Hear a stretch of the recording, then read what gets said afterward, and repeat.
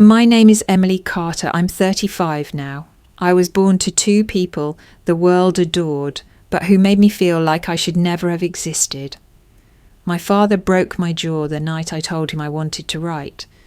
My mother, she laughed, said I finally looked better with my mouth shut. That night I bled, but I smiled, because something broke open inside me too. If you think this is another sad story of abuse, wait. This is the story of how I buried my past in public, one twist at a time, and they never saw it coming. When I was 16, our house in Atlanta was always spotless, like something out of a Southern Living magazine. White columns, manicured lawn, fresh hydrangeas blooming along the walkway. My father, Charles Carter, was a high-profile attorney with a perfect win record and a portfolio filled with clients who shook the state's political foundations. My mother, Lorraine, once graced fashion campaigns in the 90s before she transitioned into the full-time role of perfect wife. Together, they looked like the American dream, beautiful, successful, admired. I, on the other hand, was the smudge on their polished portrait. At school, I was quiet, reserved. At home, I was barely acknowledged unless I was being corrected. My voice always seemed to disrupt something. My father's concentration, my mother's rehearsed smile, or the quiet perfection of the dinner table. But on the surface, everything shimmered. One Friday in May, the house was transformed for my father's 50th birthday. Florists arrived before sunrise. Silverware was polished so fiercely I could see the reflection of someone I didn't recognise. The guest list included state judges, CEOs and high society wives with pearls thick enough to choke on. There was no mention of my involvement in the event. No request to help, no task assigned, no dress selected. I wasn't asked if I'd like to say anything, sing, toast or even smile. I was told to stay presentable and stay out of the way. That was my assigned role, a backdrop to his celebration. As the party began, I stood near the staircase, watching Lorraine glide from one guest to another, like she was still walking a runway. Charles shook hands, slapped backs, accepted compliments like he expected them. People whispered how proud they must be of me, how lovely I looked, how bright my future surely was. No one noticed how I winced when someone said, "Just like her mother." No one noticed that I hadn't been spoken to by either parent all evening. The moment that carved itself into my memory came when the cake rolled out, a 5-tier monstrosity with gold lettering, "To Charles, our champion." There were speeches, 3 of them, one by his junior partner, one by a local judge, one by Lorraine, her voice flawless, her eyes glistening just enough to look real. Not once did anyone ask if I had anything to say. Not once did my father even glance my way. I clapped when everyone clapped.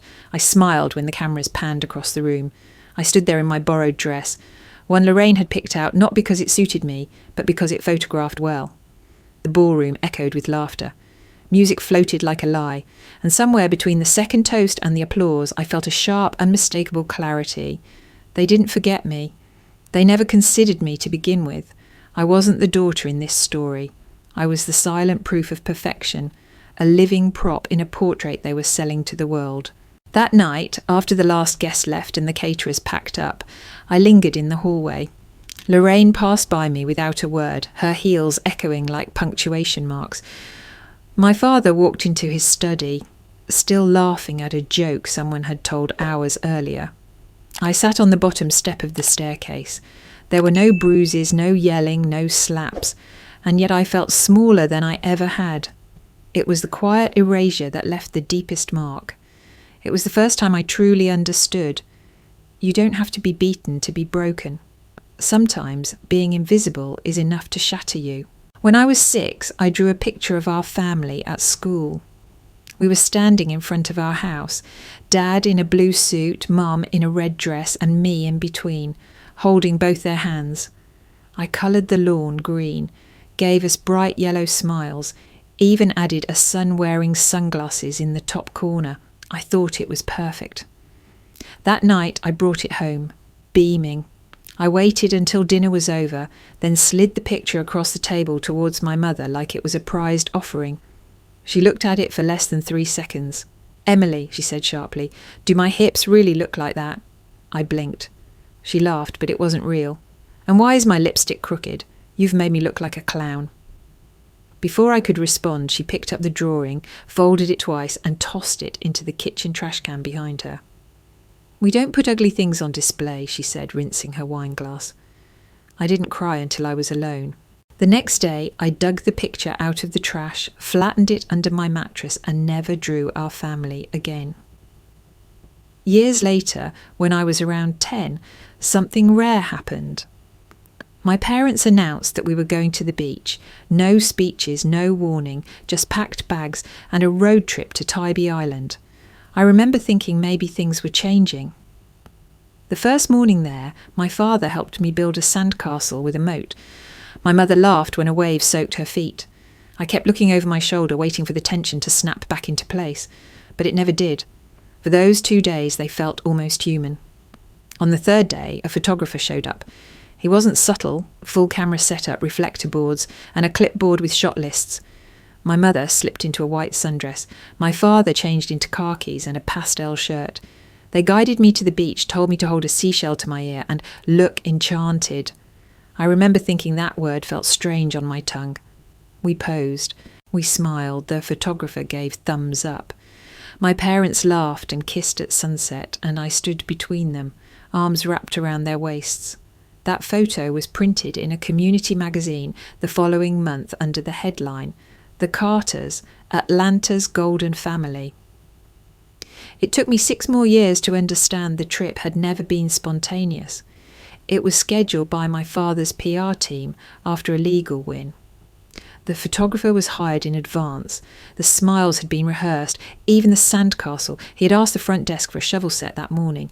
Everything I thought was real had been scripted. That revelation broke something in me. It wasn't just the lie, it was the memory itself collapsing. That was the only trip I had ever told people about with pride. The only story I thought made us feel normal. And now even that belonged to their illusion. The worst part? I still kept the shell. It sat in my drawer, clean and pink, smelling faintly of sunscreen and betrayal. It reminded me that even in the performance I had felt warmth. And part of me hated how much I missed that feeling, even if it had been fake. Sometimes the things that hurt the most aren't fists or screams. They're the moments you once thought were love, only to discover later they were just lighting, camera angles, and an audience you never agreed to perform for. It happened on a Thursday. I'd just come home from school clutching a report card that wasn't perfect. My GPA was still high, top 5 in my class, but biology had slipped to a B+. Mrs. Henley was a notoriously tough grader, and honestly, I was proud of myself for holding my own. But I knew even before I walked through the front door that it wouldn't be enough. My father was already home. That was rare. He usually arrived after 7, bourbon in hand, tie loosened just enough to imply exhaustion but never disorder. But that day he stood in the kitchen in his shirt sleeves, hands braced on the marble counter. The moment I walked in, he turned towards me like he had been waiting. "Report card?" he asked, his voice flat. I handed it over with trembling fingers. He read it slowly, line by line. Then he looked up, eyes sharp. "What is this?" He tapped the B+ like it was a stain on his reputation. "I tried," I whispered. Everyone struggled in her class. "It's still—" His hand moved faster than I could see. The slap was open-palmed, loud, and so sudden that my brain didn't register the pain right away. My head jerked to the side, my ear ringing. I stumbled backward into the counter. He didn't yell. He just handed the paper back to me, like he was passing off a receipt. "You represent this family," he said quietly. "We don't do mediocrity." Then he walked out of the room. I stood there, frozen. My cheek was hot and swelling. But what I felt most was confusion. It wasn't about the grade. I saw it now. He'd lost a high-profile case earlier that week. The news had whispered about it. Maybe someone at school had mentioned it too loudly. Maybe he needed someone weaker than him to punish, and I was always conveniently available. Lorraine walked in a few minutes later, high heels clicking against tile. She glanced at me, at my blotchy face and red cheek, then to the paper still shaking in my hands. "B+?" she said, tilting her head. Really? I waited for anger, disappointment, or maybe, just maybe, concern. Instead, she opened her clutch and pulled out a slim gold lipstick tube. Try this one, she said, holding it out like a peace offering. It's a softer red. Will draw attention away from your cheek. I didn't take it. She set it on the counter and left the room, humming as she went. That night, I stared at the mirror in my bathroom. The side of my face was bruised and puffy. I dabbed concealer over it, then added the lipstick. Curious. It was beautiful, creamy, soft, subtle. I looked like someone who had everything together, someone polished, and I hated it. That was the moment I realised what they wanted from me. Not perfection, but performance. Not truth, but appearance. I wasn't their daughter. I was their reflection. Any flaw on me made them look flawed too. The bruise faded within days. The understanding never did. 3 nights after the slap, I was standing behind a podium in our formal dining room, dressed in pale blue silk, smiling through a cheek that still ached if I touched it wrong. My father was throwing a fundraiser dinner for a senator friend. The house was glittering, guests were glowing, and Lorraine had hired a string quartet to perform softly near the French doors. Everything was curated down to the brand of bottled water served. Nothing was ever left to chance.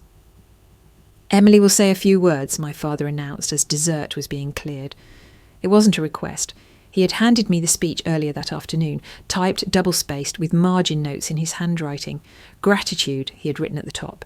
Mention opportunity, values, strong family foundation. I hadn't eaten since lunch. My stomach twisted, not with hunger but with dread. As I stepped up to the microphone, I caught sight of myself reflected in the glass cabinet behind the table. The lighting was warm, flattering. My makeup was flawless. You couldn't see the faint yellowing bruise beneath the concealer. You couldn't see how I had flinched when he handed me the paper, or how I had hesitated for a second too long before nodding. I began to read. I'm honoured to say a few words tonight about the 2 people who shaped me into who I am. My voice didn't shake. It never did, not when it mattered. I had trained myself in that. I spoke about discipline, about structure, about expectations, framing them all as blessings. I smiled when I mentioned how much I had learned at home. I even made a soft joke about my father being a little intense about grades, and everyone laughed, except me. Inside, I was screaming. I wanted to tear the paper in half. I wanted to shout, "He hit me 3 days ago." I haven't been able to sleep because I'm afraid I'll breathe wrong and set him off again.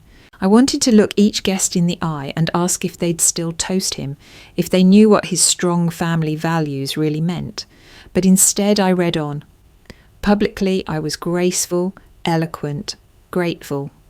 Privately, I was unravelling. As I closed the speech, I recited the last line word for word. I'm thankful every day to be raised in a home where love, respect and ambition walk hand in hand. Applause thundered. Lorraine dabbed her eyes with a cloth napkin, dabbing a tear I was sure didn't exist. My father stood beside me, one hand gripping my shoulder with just enough pressure to remind me who had written the script. That night, after everyone left and the help was gone, I returned to my room and stood in front of my mirror again. I looked like the daughter anyone would want, poised, polite, successful, and I hated her. She wasn't me. She was the girl they had built like a monument, polished on the outside, hollow in the core. The real me? She was locked somewhere deep behind that smile, behind the lipstick, behind the words that weren't mine. Being beaten had hurt, but being forced to lie about it to a room full of admirers, that was the deeper violence. My first real act of rebellion wasn't loud. It was a spiral notebook I stole from the school supply closet. It had a bent corner, 2 missing pages at the front, and a navy blue cover with "Property of Midtown High" stamped faintly in gold. I kept it hidden under a loose floorboard beneath my bed, alongside a flashlight, a ballpoint pen and a tiny tube of superglue to seal it shut after each use. That notebook became my diary, my confession booth, my only safe space. Each night, when the house was silent, I'd slide it out, turn on the flashlight and spill every truth I couldn't say aloud. I wrote about the slap, about the lipstick, about the way Lorraine looked right through me like I was furniture, I wrote about the fantasy of running away, of disappearing into a city that didn't care who my parents were. I had never been to New York, but I built it in my mind like a cathedral, crowded, loud, anonymous. The kind of place where I could breathe without checking the emotional weather first. I imagined myself walking into NYU's journalism department, holding a bag of notebooks, wearing boots that didn't pinch. I saw myself reporting from the streets, asking questions, telling stories that mattered, mine maybe, or someone else's. In that journal, I wrote like I was already free. At school, I stayed quiet. Most kids avoided me. My last name carried weight, and I never hung around long enough to show interest in anyone, except Olivia Bennett. We met during gym class. She was new, a transfer from another state, and had the kind of confidence that made people think she didn't care what anyone thought. She asked if I wanted to be her volleyball partner. I said yes, though I hated volleyball. I was terrible. But she didn't seem to mind. 2 weeks later, she found me crying in the bathroom. I was careful. No sound, no sniffling. But the mascara gave me away. I had failed a geometry pop quiz.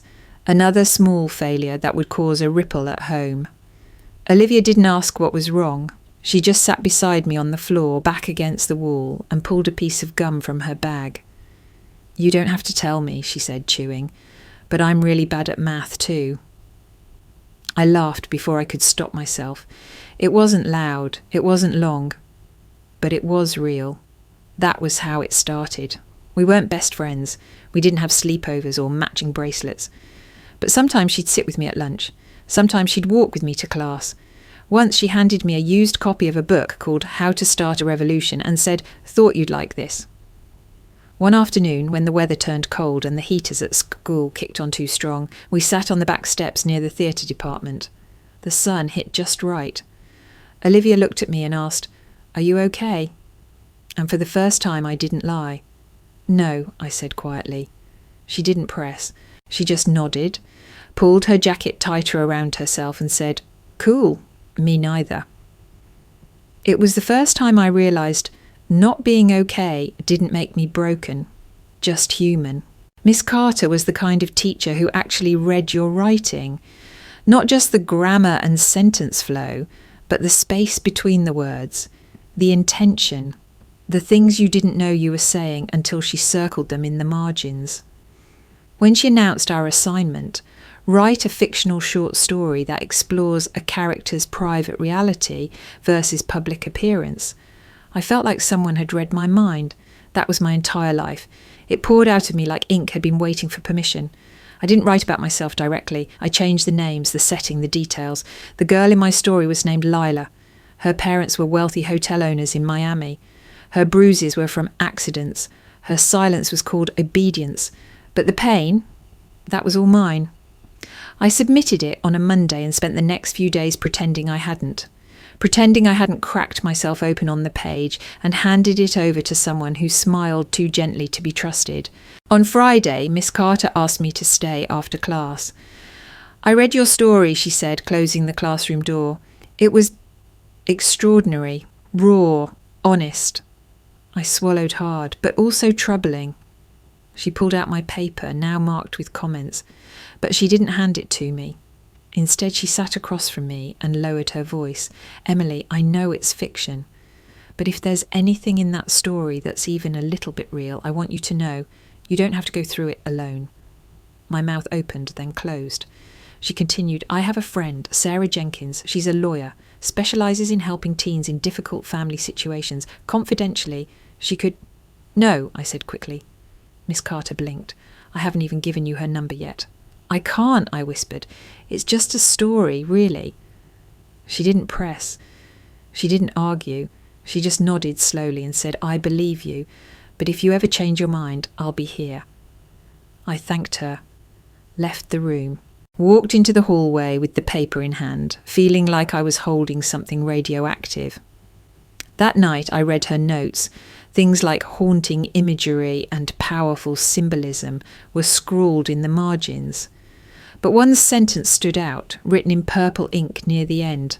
"This story doesn't have to stay fiction." I stared at it for a long time, and then I ripped the paper in half. then in quarters, then again until it was nothing but confetti.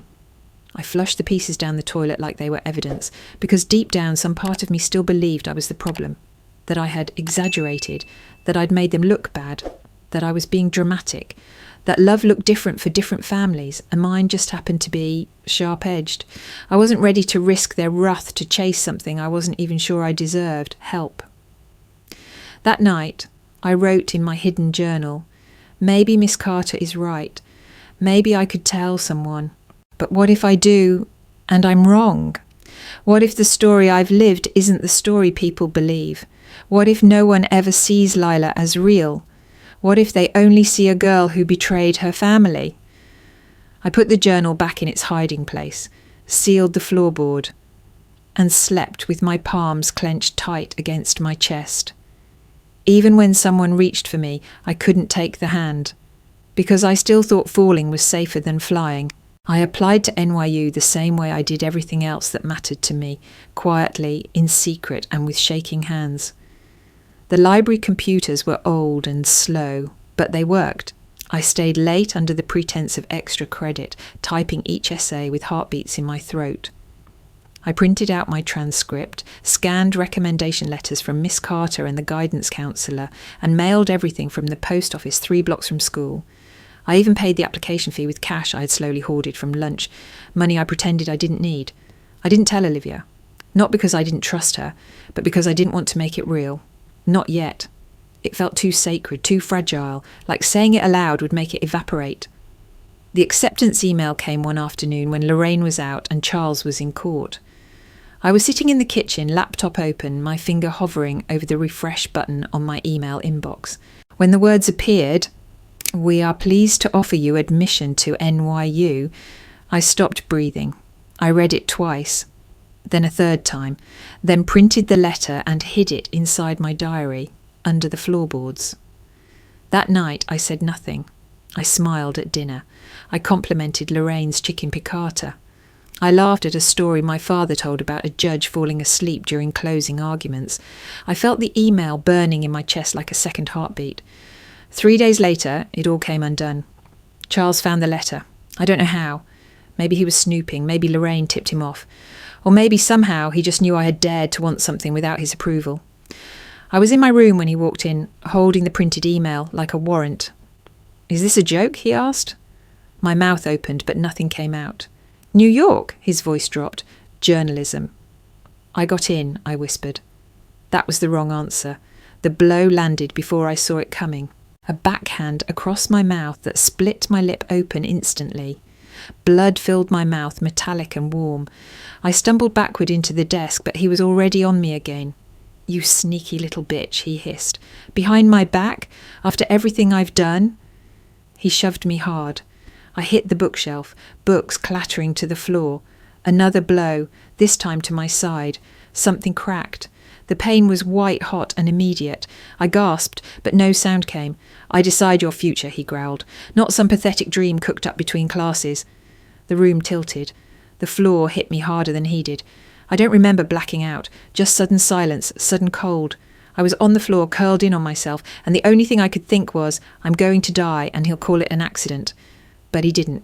He walked out, and Lorraine walked in. She didn't scream. She didn't kneel. She didn't cry. She picked up the printed email from the floor, looked at it for 3 seconds. Then she pulled out her phone. "I need to speak with the admissions office," she said calmly. "Yes, regarding an application under the name Emily Carter. There's been a mistake." Her voice faded. My vision blurred. The last thing I saw before the pain took me under was my mother, standing over me like a funeral director, handling logistics, not grief. When I came to, everything hurt. My side throbbed with each breath, and the taste of dried blood lingered on my tongue. The room was dim. Someone had drawn the curtains, but daylight still filtered in. The clock on my nightstand blinked 3:12 p.m. I had been unconscious for almost a full day. I tried to sit up and nearly passed out again. There were no ice packs, no pain meds, just silence, and the faint sound of Lorraine's heels clicking through the hallway, like nothing had happened. I reached under my mattress, fingertips fumbling for the floorboard. The diary was still there, untouched. So was the printed NYU acceptance letter. But on top of it, folded neatly, was a second paper, an email confirmation. Withdrawal request confirmed, application cancelled. The sender, NYU admissions. The recipient, my email address. Only I hadn't sent it. I stared at it for minutes, heart pounding, jaw clenched so tight I thought my teeth might crack. The subject line might as well have said dream revoked. I didn't need to ask who had done it. Lorraine was methodical, clean, efficient, just like the way she arranged flower vases and wiped fingerprints off silverware. No mess, no hesitation. I wanted to scream, wanted to rip the curtains down and smash the mirror, but instead I lay there and shook. That evening she brought me soup, chicken broth in a porcelain bowl, perfectly warm. She didn't say a word. She didn't ask how I felt. She just placed it on the nightstand and turned to leave. I couldn't help myself. "Why?" I croaked, voice raw from blood and shame. She paused at the doorway. "You would have ruined everything," she said, without turning around. That was it. That night I made a decision. I stood in front of the bathroom mirror, the same one I'd looked into every day of my life. The same mirror that had reflected the girl they had trained me to be, clean, polite, composed. The girl who wore lipstick over bruises and smiled through speeches she didn't write. I opened the drawer and pulled out the electric razor my father used to trim his beard. Then I picked up a pair of scissors. It took 5 minutes. Long chunks of brown hair fell to the sink like feathers from a torn-down angel. By the time I turned on the razor, my hands were steady. The buzzing filled the bathroom, louder than my heartbeat. I didn't cry. When I was done, I looked like someone I didn't recognise, and for the first time in years, I liked what I saw. This girl wasn't beautiful. She was raw, stripped, unmade. She didn't belong in a gala dress or a family portrait. She belonged to herself. There were no cameras, no applause, no one to tell me I looked radiant. And that was the point, because I wasn't doing it for them anymore. That night, I wrote in my journal, "They think they erased my future, but all they did was force me to carve a new one, with my own hands. I may be broken, but now I'm sharp too." After I shaved my head, something inside me shifted. It wasn't rebellion, it wasn't rage, it was calculation. I started documenting everything, each bruise, each cut, each red mark that bloomed under my skin like silent confessions. I used an old digital camera from the storage room, hidden in a shoebox beneath my bed. Each photo was time-stamped, labelled and backed up onto a password-protected flash drive I wore as a necklace beneath my shirt, just a charm to anyone else. To me, evidence. I recorded audio too. I bought a tiny voice recorder from a pawn shop 3 neighbourhoods away, using change I scraped together over weeks. I tucked it in the lining of my backpack, in the corner of my dresser, beneath couch cushions. I learned how to be silent when I needed to, and how to let others talk themselves into exposure. Some of the recordings made my hands shake. My father's voice, low and venomous. "One more stunt, Emily, and I'll do worse than your jaw." Lorraine's, slurred over wine. "Maybe if you weren't so dramatic, he wouldn't get so angry." Every time I replayed them, I remembered, this wasn't my fault. It never had been. Miss Carter noticed the difference. She didn't ask questions. But she did quietly hand me a piece of paper with a name and number scribbled across it. Sarah Jenkins, Family Law, Domestic Support. "Tell her you're the one I mentioned," she whispered. "She'll know." The next day, I used the school library to email Sarah. She responded within hours. We met at a small bakery across town, far enough from my neighbourhood to be safe. She looked like someone who had survived something herself. Sharp eyes, tired smile, strong posture. She didn't pity me. She just listened. When I showed her the photos and played the recordings, she leaned back slowly. "This is strong," she said, "but we'll need more patterns, timelines, enough to make it impossible to dismiss. Are you ready for that?" I nodded. "I don't have a choice." She gave me a burner phone, taught me how to clear browsing history, how to encrypt files, how to disappear if I ever had to. "You're doing this for yourself," she said, "but also for whoever comes next." I left that meeting feeling like I had armour. That night, I placed the recorder under the sofa cushion before dinner. Charles was in a good mood, which meant Lorraine was radiant. I passed the potatoes, smiled when prompted, played the part. After dinner, while clearing the table, I realised something was off. My recorder was gone. I panicked. My hands shook so badly I dropped a fork. I checked under the cushion, behind the couch, in the side drawer. Nothing. I spent the rest of the night curled in bed, heart pounding, waiting for the confrontation. It never came. The next morning, I found the recorder neatly placed back in my dresser. I checked the file. It had recorded the entire dinner, up to the point where Charles started mocking the idea of kids these days, idiots, thinking they know trauma. It hadn't been deleted, it hadn't been touched. And when I looked at the device, I saw something strange, a smudge of red lipstick. Lorraine had found it, and she had returned it. No words, no apology, just quiet acknowledgement. It wasn't redemption, but it was the first crack in the mask. It had been almost 3 weeks since my first meeting with Sarah Jenkins. I continued collecting evidence, photos, recordings, journal entries. Every night I added more pieces to the puzzle I planned to expose. But I still felt like I was playing defence, waiting for the next blow, the next insult, the next small tear in my already thin armour. Then Sarah emailed me with the subject line, "Something you need to see." We met again in the same bakery. She ordered tea this time. I didn't touch mine. "I've been digging into your father," she said, sliding a folder across the table. "He's good at hiding things, but not good enough." Inside were photos, receipts, emails, a hotel bill from a boutique inn in Midtown, charged under a fake name but billed to one of Charles's corporate cards, an internal email chain from a rival law firm, a screenshot of social media that showed a woman, early 30s, sleek dark hair, the kind of face that belonged on luxury print ads, standing beside Charles at a charity gala last spring. "She's an associate at Braxton and Howe," Sarah said. "He's been seeing her for at least 6 months, maybe longer." My stomach dropped. That's not surprising," I murmured. "But it doesn't explain—" "It does," she interrupted gently. "Abusers don't just explode. They escalate when they feel cornered. Your father's perfect world is cracking. His reputation's slipping. His career's threatened. He's using you to bleed pressure."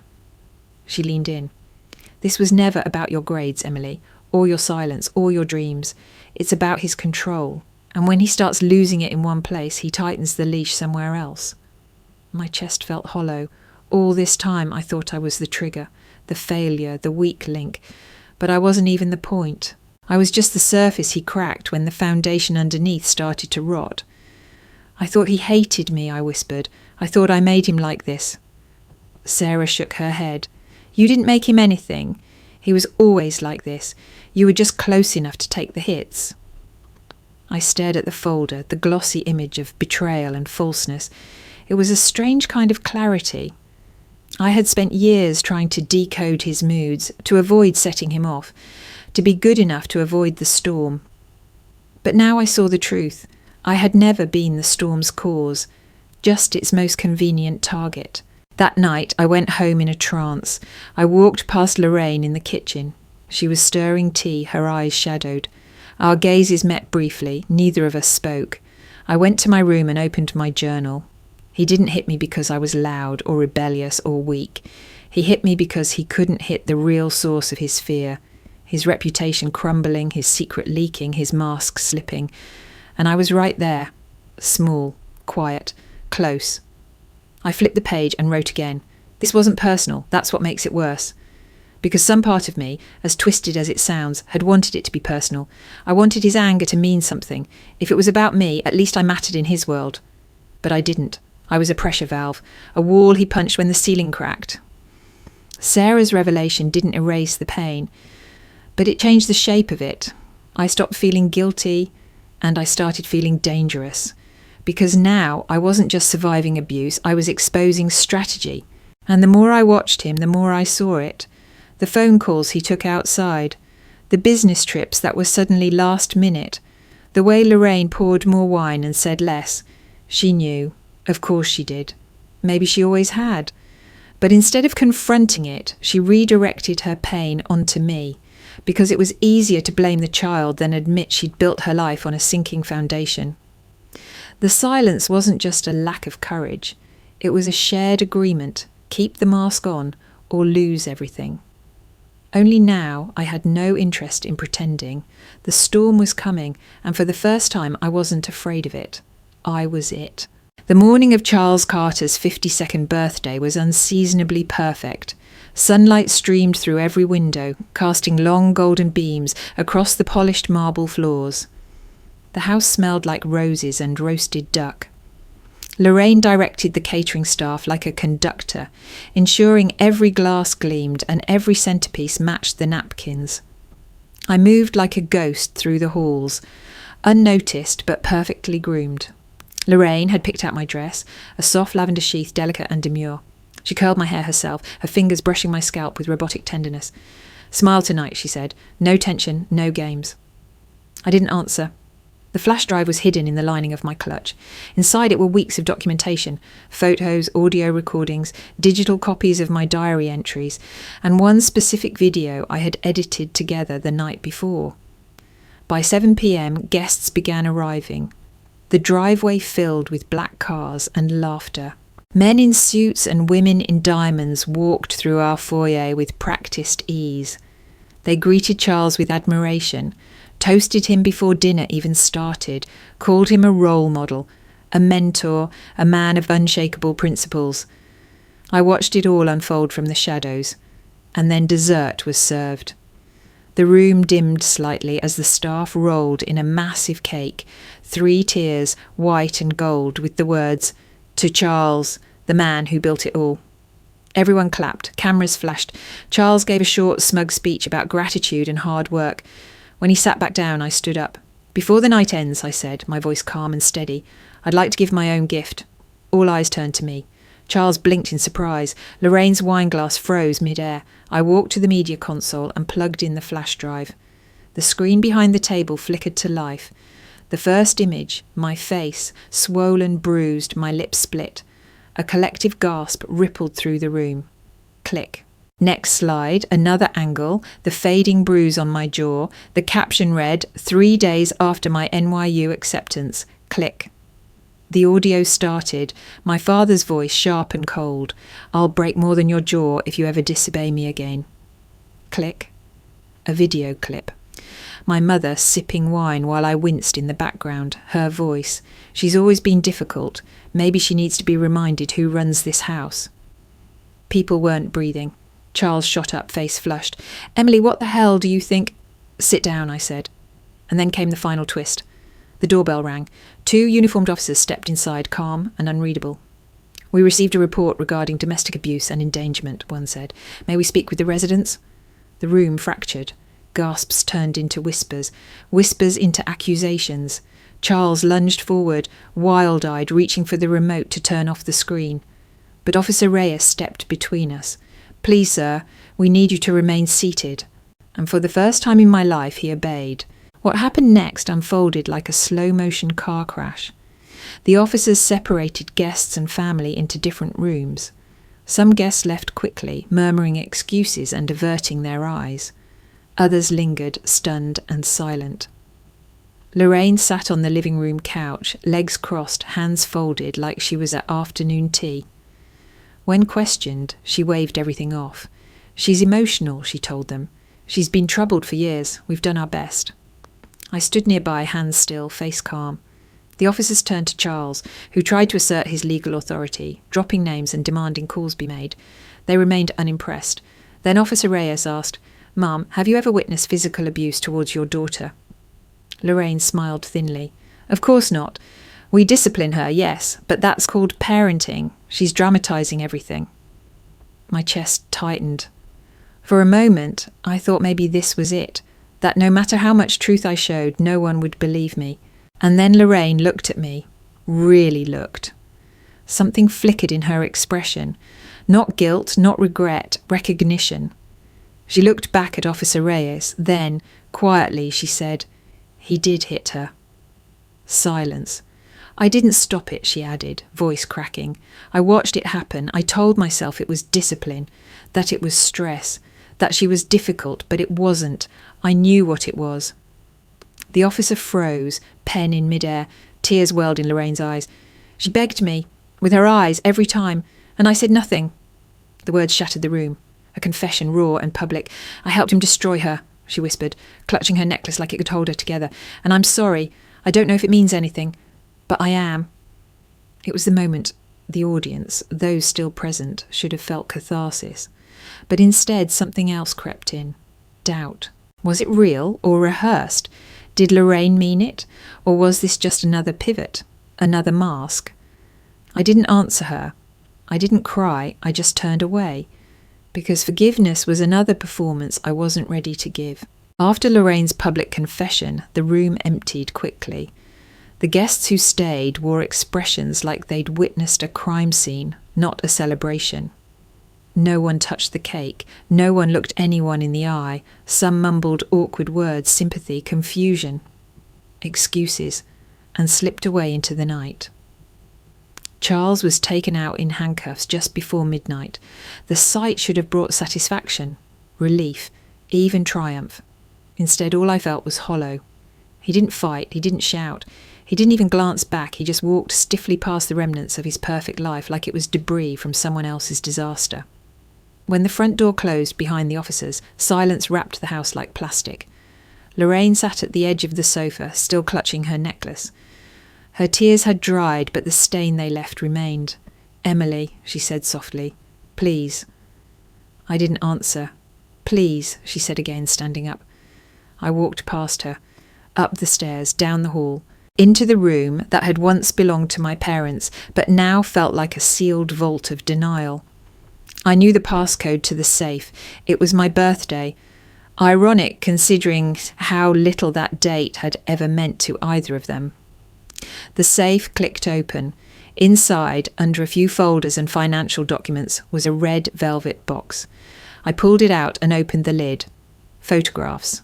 Old ones. Me as a toddler in overalls. Me in a Halloween costume.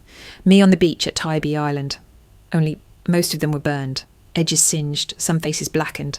One picture was half gone, my smile erased, the rest of the frame intact. The photos smelled faintly of smoke and perfume. Lorraine's perfume.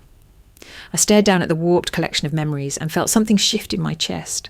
Not anger, not even betrayal, clarity. She hadn't just watched him hurt me. She hadn't just covered for him. She'd actively tried to erase me. Bit by bit. From the albums, from the house, from the narrative. This wasn't a mother broken by circumstance. This was a woman who had chosen silence, chosen compliance, chosen comfort. And then when it was no longer sustainable, she chose performance. The apology downstairs hadn't been for me. It had been for them, the audience, the legacy, the reputation still salvageable through public penance. I placed the box back in the safe, closed the door and turned the lock. Then I returned to the hallway, where Lorraine stood at the top of the stairs, eyes rimmed red. "I didn't know you found those," she whispered. I didn't respond. I didn't mean... I raised a hand. She stopped. "I'm not here for explanations," I said. "I'm not here for forgiveness." She flinched like I'd slapped her. "I'm just here to finish packing." I brushed past her. There was nothing left to say. Downstairs, the house remained frozen in celebration. Balloons still swaying, half-empty glasses on the table, music still faintly playing from a speaker no one remembered to turn off. But the illusion had cracked beyond repair. The Carters weren't a family. They were a story, a fiction, a beautifully constructed lie. And I wasn't going to be its main character anymore. That night I packed a bag, not just with clothes, but with everything that mattered. The shell from the beach, my journal, the flash drive, the burner phone Sarah had given me. I didn't leave a note. I didn't look back, because I didn't need to explain myself anymore. They had erased me once. This time I was erasing them. 1 year later, the view from my window didn't overlook white fences or manicured lawns. It faced a brick wall splashed with graffiti and crowned with barbed wire. Beneath it, an alley where someone's dog barked every morning at 6:45 a.m. My tiny studio in Brooklyn was barely more than a box with a stove, but it was mine. Every inch of it was mine. The first thing I hung on the wall was the scallop shell from Tybee Island, faded, chipped, but still whole. Next to it, I taped a photo I'd taken of myself with a disposable camera from the NYU welcome picnic. Short hair, no makeup, smiling for real. Freedom had a smell. It wasn't flowers or money. It was cheap coffee, dusty library shelves, ink on your fingers after typing until 3 a.m. My first published piece appeared in the university paper that October, a column called When the Fire is Invisible, Recognising Gaslighting in the Family Home. It didn't mention names. It didn't have to. It detailed the patterns, the denial, the rewriting of memory, the manipulation of emotions until you questioned your own reality. I wrote it with clinical precision and emotional fire. My professor said it was incendiary without being vindictive. By the end of the week, 3 students emailed me privately. One said, "Your story sounds like mine." Another wrote, "I didn't even know what gaslighting was until now. I thought I was just losing my mind." That was the moment I realised healing wasn't just about recovery. It was about translation, turning pain into something that speaks. Ethan helped me remember how to listen. We met in a creative writing class. He was the quiet guy who took candid photos of strangers on the subway and always smelled faintly of wood and cinnamon. He didn't talk much at first. He just showed up. He asked before touching, not just physically, emotionally too. "Do you want to talk about it?" he'd ask. And if I shook my head, he didn't press. The first time I told him about my parents, I expected the usual reaction: pity, horror, disbelief. Instead, he said, "Thank you for trusting me with that." And nothing else. No rescuing, no fixing, just space. It felt like learning to walk again, but on ground that finally didn't shift beneath me. Olivia came to visit in December. She'd stayed in Boston for college, closer to her family. But we talked every week. Texts, voice notes, even mailed letters when we felt nostalgic. When I opened the door and saw her on my snowy doorstep with 2 cups of hot chocolate and a crooked smile, I cried before I could even say hello. "You have better lighting than I expected," she said, stepping into my tiny apartment like it was the Taj Mahal. We sat on the floor and talked for hours, about everything, about nothing. She looked at the scallop shell, still taped above my desk. "You kept it," she whispered. "I had to," I said. "It reminds me that even the fake moments had real pieces." We didn't talk about Charles or Lorraine. We didn't need to. We'd lived in the echoes long enough. Now we were learning the language of silence that heals, not wounds. Before she left, Olivia reached into her bag and handed me something. It was a copy of the student newspaper folded to my column. "I saved this," she said. "It made me feel seen." I hugged her tightly. Sometimes the people who saw you at your worst are the ones who help you find your best. That night I lay in bed listening to the city hum outside my window. I was far from healed. There were still nights I woke up sweating, still days when the mirror reflected too many ghosts. But I wasn't trapped anymore. I wasn't afraid to speak, and I wasn't alone. In a notebook beside my bed, I wrote, "Healing isn't a straight line, it's a loop, a spiral, a dance with old shadows and new light. But each step forward counts, even the small ones, especially those." Tomorrow, I would write another piece. Tomorrow, I would walk into class with short hair and a clear voice. Tomorrow, I would keep building. Because I was no longer surviving my story, I was writing it. The auditorium wasn't full, but it didn't need to be. The people who were there, survivors, advocates, counsellors, made the space feel electric. It was the annual Northeast Coalition for Survivors Conference, and I was the final speaker of the afternoon panel, Reclaiming Narrative After Abuse. When Sarah first invited me to speak, I'd hesitated. "What would I even say?" I asked. She smiled. "The truth. That's more than enough." So here I was, standing behind a lectern, notes in hand, heart steady for once. My voice had trembled in practice. It didn't now. "I used to think I was broken," I began. "Not because someone told me, but because I lived in a house where silence was louder than screams, and smiles were weapons sharper than fists." A few heads nodded, some wiped tears. I didn't know I was being gaslit. I just knew I felt wrong all the time, like my thoughts had edges and I was always cutting myself on them. I talked about the photos, the recordings, the day the truth unspooled in front of a room full of people who only knew my father's polished persona. But the real reclamation didn't start when he was arrested, I said. It started the night I looked in the mirror with no hair and no performance and didn't look away. I paused before the final line of my speech, heart pounding harder than I expected. I'm not here because I healed, I'm here because I'm healing, and there's room for all of us in that process. The applause was thunderous, genuine. After the session, people came up one by one to thank me, to tell me I gave voice to their own unspoken stories. Then a woman in her 40s approached. She looked kind, tired but strong. "May I ask you something personal?" she said. I nodded. "Have you forgiven your mother?" The room seemed to hush again, just for that question. I didn't answer right away. I let the silence stretch. Then I said, "No." She blinked. "But I've forgiven myself for believing I ever deserved less than love, for thinking I had to earn safety, for waiting for an apology to start healing. That's the forgiveness that changed everything." The woman nodded, eyes glassy. "That's brave." I shook my head. "It's survival."